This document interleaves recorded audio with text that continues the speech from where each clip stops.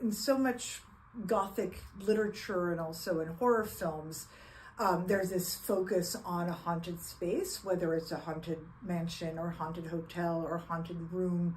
And I'm really interested in the ways in which that provokes a certain response from characters in those texts, but also in us as the audience of those texts, whether we're watching a horror film or reading a scary novel. The most famous example for a lot of people is The Shining, Stephen King's novel, but also Stanley Kubrick's film, which centers on the Overlook Hotel in the mountains of Colorado, which is a space that is itself incredibly haunted, and in the novel might even be alive, like it might be that the hotel itself is a living being.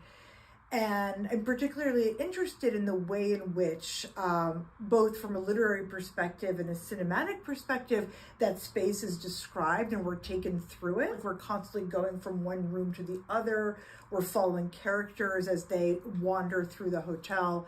And that gives us a sense of perhaps knowing the space well, but at the same time, Kubrick especially made a very disorienting space. So we can't really map where we're going ultimately. And that adds to the haunted quality. An Amityville Horror, supposedly based on a true story of a house that was haunted in Amityville, New York, was a famous novel and then was made into several films.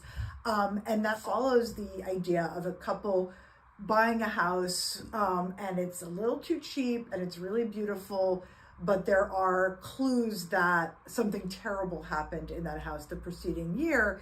We think of houses as being places of welcome and hospitality, and this is a house that literally tells the tenants to get out.